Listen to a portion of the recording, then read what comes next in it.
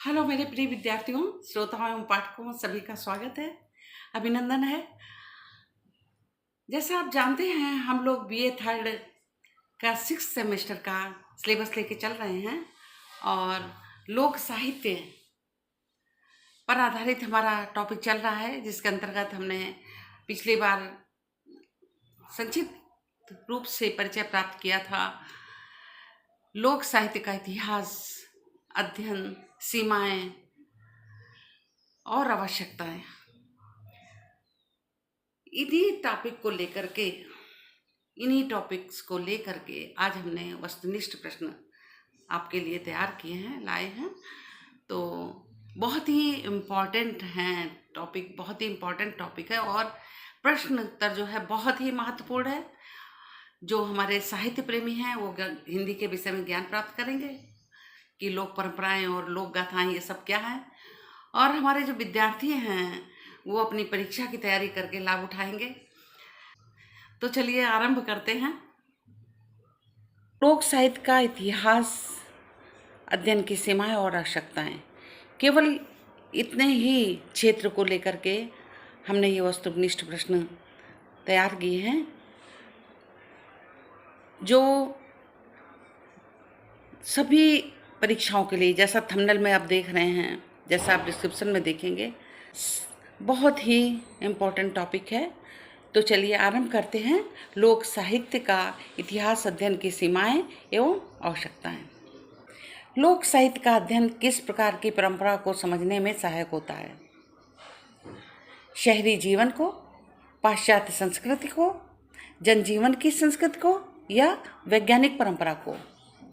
किस परंपरा को समझने में सहायक होता है? जनजीवन की संस्कृति को समझने में सहायक होता है। कौन? लोक साहित्य का अध्ययन। फिर आता है लोक साहित्य का मुख्य आधार क्या है? लेखन है, मौखिक परंपरा है, चित्रकार है या स्थापत्य है? इसका सही उत्तर होगा मौखिक परंपरा। अगला प्रश्न देखिए, लोक साहित्य की एक प्रमुख सीमा क्या मानी जाती है?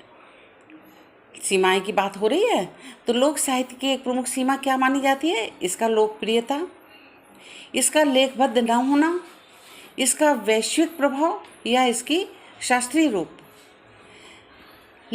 लोक साहित्य जो है लिपिबद्ध होता नहीं है, तो वही है कि इसका लिपिबद्ध ना होना ही इसकी एक प्रमुख सीमा मानी जाती है। अगला प्रश्न है, लोक साहित्य के संरक्षण में सबसे बड़ी चुनौती क्या है? लोक साहित्य के संरक्षण में सबसे बड़ी चुनौती क्या है? तकनीकी विकास, सांस्कृतिक पुनर्जागरण, शहरीकरण और आधुनिकता, शिक्षित वर्ग की रुचि। लोक साहित्य के संरक्षण में सबसे बड़ी चुनौती क्या है? शहरीकरण और आधुनिकता। अगला क्या है, लोक साहित्य के अध्ययन की सबसे बड़ी आवश्यकता क्या है? लोक साहित्य के अध्ययन की सबसे बड़ी आवश्यकता क्या है? आलोचना, मौखिक सूत्रों का संग्रह, अनुवाद या मुद्रण? तो लौकिक साहित्य के अध्ययन की सबसे बड़ी आवश्यकता है। अगला प्रश्न देखिए, लोक साहित्य की विधाओं में क्या शामिल नहीं है? लोक साहित्य की जो विधाएं हैं, ये जो विधाएं हैं उनमें क्या शामिल क्या नहीं है? लोकगीत, लोक कथा, महाकाव्य, कहावत? तो महाकाव्य नहीं है, कहावतें हैं, लोक कथा है, लोकगीत है, पहेलियाँ हैं, ये सब क्या हैं? ये इसमें शामिल होती है, लेकिन महाकाव्य नहीं है। फिर आपका आया 7वां प्रश्न, लोक साहित्य का संकलन किस विधि से किया जाना चाहिए?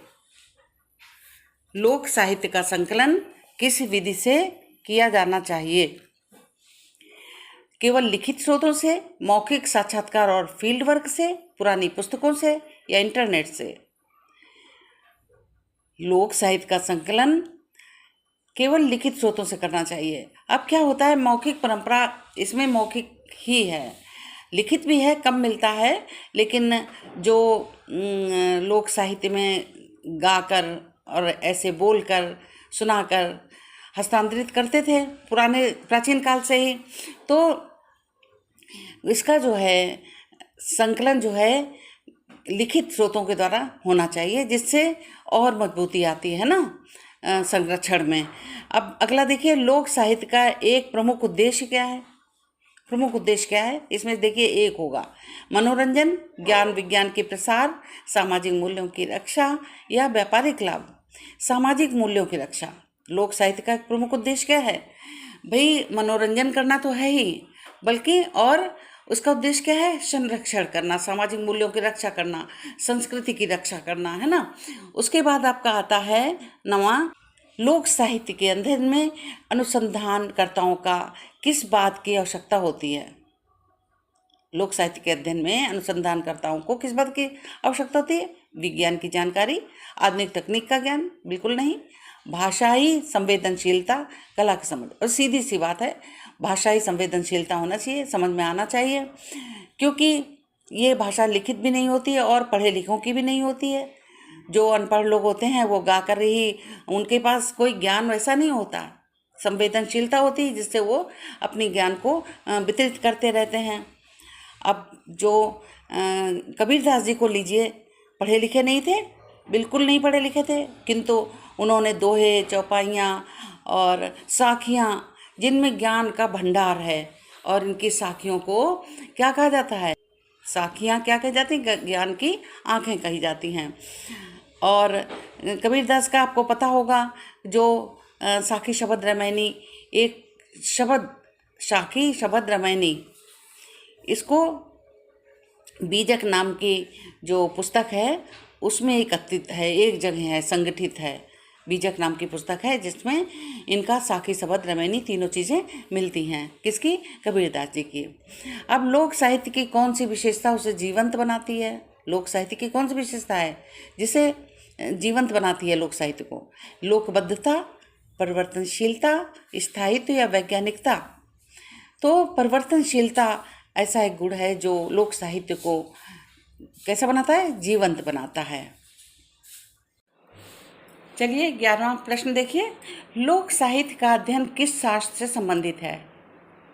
लोक साहित्य का अध्ययन किस शास्त्र से संबंधित है? समाजशास्त्र से, भौतिकी से, गणित से या रसायन से? लोक साहित्य का अध्ययन समाजशास्त्र से संबंधित है, क्योंकि समाज के द्वारा, समाज के लिए ही लोक साहित्य है। अगला देखिए, लोक साहित्य के संरक्षण हेतु किसका योगदान महत्वपूर्ण है? जो संरक्षण करना आवश्यक है लोक साहित्य को, लेकिन योगदान किसका महत्वपूर्ण है? केवल लेखक का, केवल कलाकार का, शोधकर्ता और लोक समुदाय का, केवल शिक्षाविद का?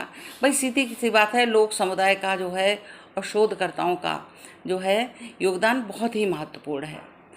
लोक साहित्य की एक प्रमुख सामाजिक भूमिका क्या है? लोक साहित्य की एक प्रमुख साहित्य भूमिका क्या है? व्यापारिक लाभ देना, समाज में नैतिक मूल्यों की स्थापना, विज्ञान को बढ़ावा देना, खेलों को बढ़ावा देना। तो लोक साहित्य की एक प्रमुख सामाजिक भूमिका जो है, सही उत्तर होगा समाज में नैतिक मूल्यों की स्थापना।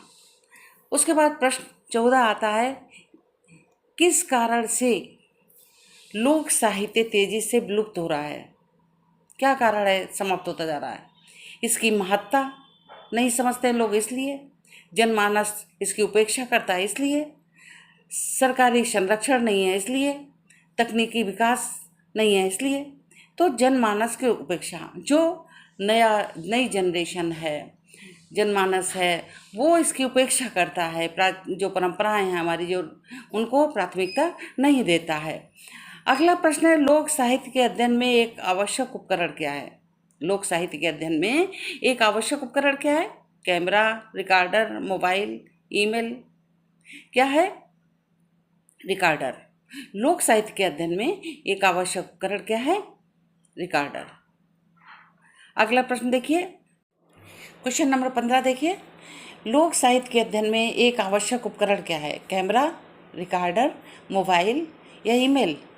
रिकॉर्डर जो है इसका उपकरण है जिसमें रिकॉर्ड करके, मतलब बोला जाता है और रिकॉर्ड कर लिया जाएगा, लेखन में नहीं होगा, तो ये एक आवश्यक उपकरण हो गया। लोक साहित्य किस प्रकार का साहित्य है? विशुद्ध शास्त्रीय, जनता द्वारा रचित प्रसारित, केवल राजा महाराजाओं द्वारा रचित या औद्योगिक। जितना आपने पढ़ा है उसके आधार पर क्या है, जनता द्वारा रचित और प्रसारित। अगला आता है लोक साहित्य किसे दर्शाता है। लोक साहित्य किसे दर्शाता है? राजा महाराजाओं के इतिहास, वैज्ञानिक प्रगति, आम जनता की सोच और संस्कृति या भौगोलिक विशेषताएं। तो आम जनता की सोच और संस्कृति। अब इसका बहुत विस्तृत अध्ययन आप कर चुके हैं अभी तक, थोड़ा सा ही तो रह गया लोक साहित्य का, बाकी तो हम सब कंप्लीट कर चुके हैं। तो आंसर आपको जो हमारे खासतौर से बीए थर्ड के, जो खासतौर से हमारे बीए थर्ड के 6 सेमेस्टर के विद्यार्थी हैं उनको तुरंत आना चाहिए। और जो कंपटीशन लेवल का पढ़ रहे हैं उनकी तैयारी बहुत अच्छी होती है। नेचुरली जो लोग तैयारी करते होते हैं वो इन सब चीज़ों का ध्यान रखते हैं और आंसर उन्हें आता जाता है। तो यहाँ पर लोक साहित्य किसे दर्शाता है? राजा महाराजाओं के इतिहास, वैज्ञानिक प्रगति, आम जनता की सोच या संस्कृति या भौगोलिक विशेषताएं। तो आम जनता की सोच और संस्कृति जो है ये लोक साहित्य दर्शाता है। लोक साहित्य को संरक्षित करने का एक प्रभावी माध्यम क्या है? मौखिक संस्मरण। लोक साहित्य को संरक्षित करने का एक प्रभावी माध्यम क्या है? मौखिक स्मरण, दृश्य और श्रव्य अभिलेखन, केवल पुस्तकों में लेखन, विदेश यात्रा। तो दृश्य और श्रव्य अभिलेखन ये जो है ये प्रभावी माध्यम है किसका? लोक साहित्य को संरक्षित करने के लिए। अगला प्रश्न है लोक साहित्य का लुप्त होना किसे प्रभावित करता है? लोक साहित्य का लुप्त होना किसे प्रभावित करता है? केवल साहित्यकारों को, केवल कलाकारों को, संपूर्ण सांस्कृतिक विरासत को, केवल भाई बिल्कुल सच है कि संपूर्ण सांस्कृतिक विरासत को प्रभावित करता है। लोक साहित्य को लुप्त होना संपूर्ण सांस्कृतिक विरासत को लुप्त होना माना जाएगा। प्रश्न 20 देखिए, लोक साहित्य के अध्ययन में विविधता को समझना क्यों आवश्यक है? ए, क्योंकि वह प्रतियोगिता बढ़ाता है। बी, क्योंकि इससे भाषाएं समाप्त होती हैं। सी, क्योंकि इसकी विविधता ही इसकी आत्मा है। डी, क्योंकि इससे शास्त्रीयता का विकास होता है। तो लोक साहित्य के अध्ययन में विविधता को समझना इसलिए आवश्यक है क्योंकि विविधता ही इसकी आत्मा है। धन्यवाद। आज का जो टॉपिक है यहीं पर समाप्त होता है। अगले वीडियो मिलते हैं।